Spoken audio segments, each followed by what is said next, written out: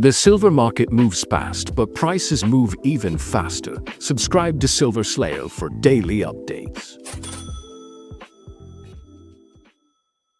All right, folks, welcome back. I found this article a few days ago titled Gold 18,000, Silver 1,200, when simple ratio math exposes a broken fiat system. Now, I shouldn't have to say this, but I'm going to anyways.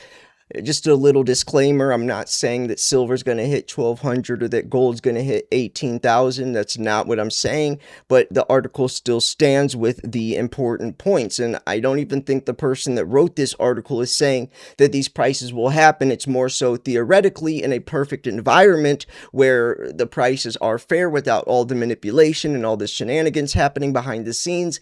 This is what the prices should be. Not going to be, but they should be this. So, yeah, make sure you subscribe. I post silver videos every single day. So, gold 18,000, silver 1,200 aren't hype targets. They are the logical outcome of a 2-to-1 Dow to silver ratio, a 15-to-1 gold to silver ratio, and a silver reversion in a distorted fiat regime. The script is always the same. The name changes. Excuses change, headlines change, but the playbook of the fiat overlords never does. They build a world on credit fumes and call it prosperity. They stack debt on debt, leverage on leverage, synthetic promises on top of a political fantasy, and then tell you this growth is stability in this modern finance. Currency debasement isn't just a bug in their design, it's the operating system. And I made a video about this a couple of weeks ago about this new digital era within currency and how everything's traceable and how they can freeze your bank card and everything is tracked and with AI and fingerprints, and they want your name, your address, and all of this is a control tactic, and that's the direction we're headed in. And unfortunately, the only way, or maybe fortunately, the only way to detach from that is by investing into something like precious metals, by owning precious metals, physical. And that's exactly why they don't want you owning physical precious metals, because you are in complete control and detached from the system that they are desperate for you to be in. Like the subtitle of my book. My book is called Silver is the New Gold. But the subtitle is Divorcing the Dollar That's Designed to Enslave You.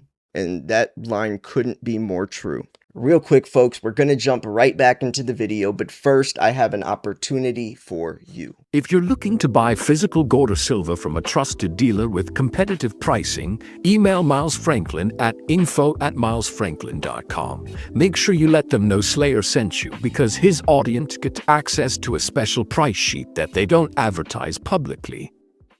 So every crisis is just another line in the justification memo. War, we must act. Print. Pandemic, unprecedented times. Print. Financial crash, too big to fail. Print faster. 9/11 style shock, national security, print. Act of God, catastrophe, emergency relief, print again. They will blame everything, geopolitics, disease, the weather itself, while quietly admitting among themselves that expanding debt is the only move that they know. Weather can be engineered, narratives can be engineered, consent can be engineered, but the laws of arithmetic cannot. So the debt mountain grows, the derivative web thickens, the promises multiply, and to keep this inverted pyramid from collapsing, they must keep inflating. More currency, more credit, more IOUs pretending to be wealth. Then the dollar spikes and they spin it as strength. But a strong dollar in this twisted architecture isn't proof of health. It's a sign of triage. When the global debt machine seizes up, everyone claws for dollars. Desperate to service obligations, meet margin calls, plug losses, survive another day. The dollar doesn't rise because the system is sound. It rises because the system is burning and the herd is stampeding towards the nearest exit. Underneath, nothing is fixed, the rot remains. Here's what the overlords will never say out loud. Everything they peddle as an asset is, at bottom, a belief. A bond is a promise, a dollar is a claim, a bank balance is a database entry. A stock is a faith in tomorrow's earnings. A derivative is leverage wrapped in even more faith. Strip away confidence and the whole edifice is exposed as fragile leverage hallucinations. And I've talked about that before, I've talked about that a lot, actually, that if you think that anything pegged to the dollar is going to save you, you're screwed. Because once the dollar fails, everything else pegged to a fiat-based system is also going to fail with it. We're trying to get ourselves out of debt by replacing it with more debt, and that's like trying to pay off a credit card with another credit card with another credit card, and it will catch up. And the dollar's already lost 98% of its original purchasing power.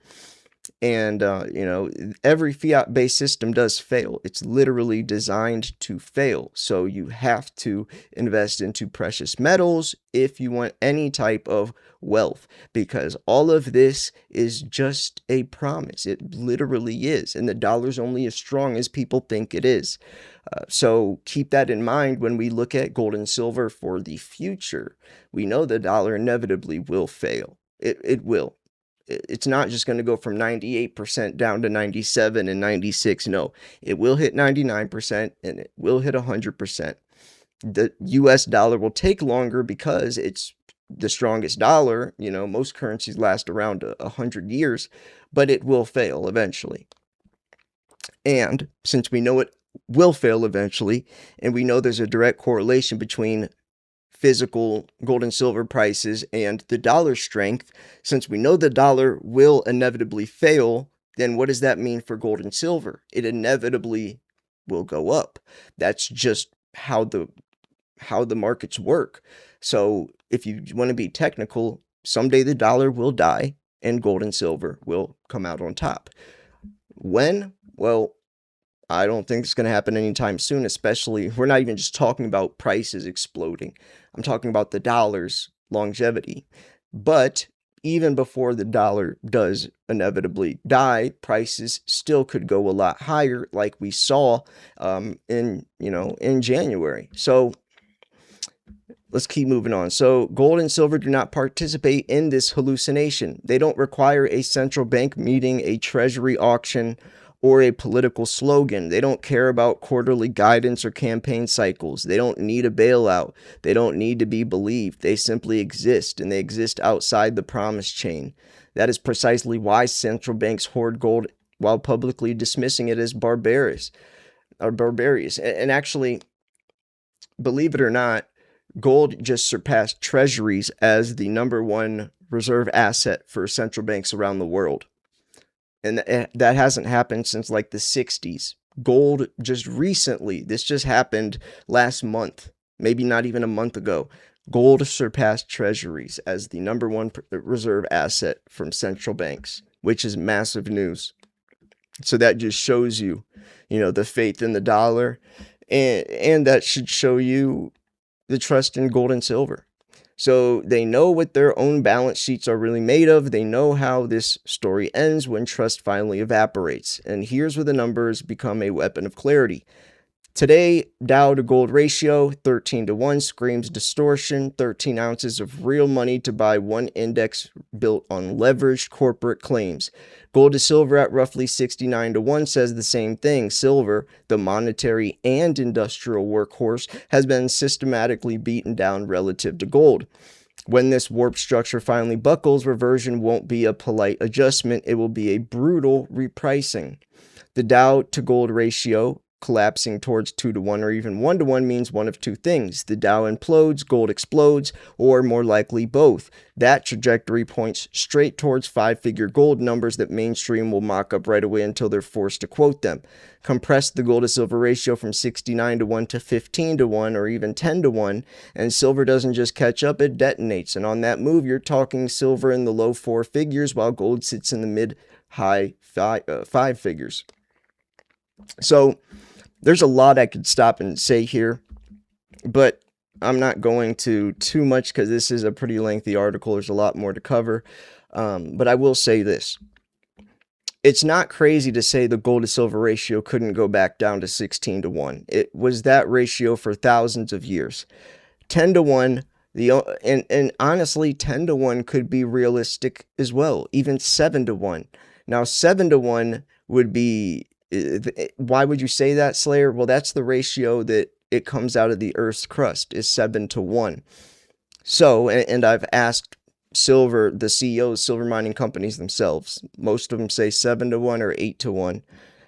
So that's the lowest ratio I could see. It should be lower than that, even, especially since silver's a byproduct. Most silver gets thrown away.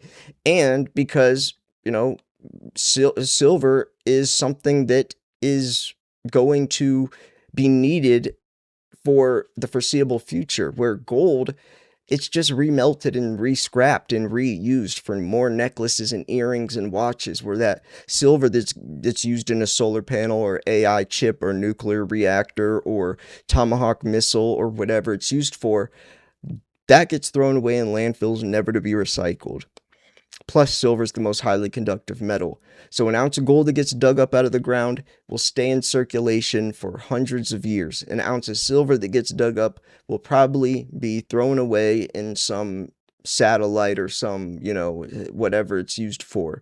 So the ratio actually is lower than 7-1, in my opinion, on top of a lot of other things that I could go into. But, for the sake of this, let's keep moving on. So to ground this in real numbers, the Dow currently trades around 51,666 points, gold near $4,023 an ounce, silver about $59 an ounce.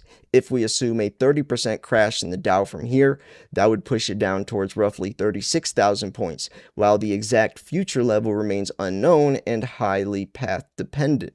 In a world where the Dow to gold ratio compresses towards 2-1, that's gold at 18K and that's silver at 12K. That kind of equity drawdown combined with continued fiat debasement could still justify gold in the low to mid 5 figures, even without a full Dow collapse, with silver amplifying that move as the gold to silver ratio tightens towards the 15-1, 10-1 band. Yesterday, we made the case for gold and silver projections, very close to this very article, approaching with a different kind of argument. Thank you so much for tuning in. This is Silver Slayer. I will see you guys tomorrow. Peace. If you're looking to buy physical gold or silver from a trusted dealer with competitive pricing, email Miles Franklin at info@milesfranklin.com. Make sure you let them know Slayer sent you, because his audience gets access to a special price sheet that they don't advertise publicly.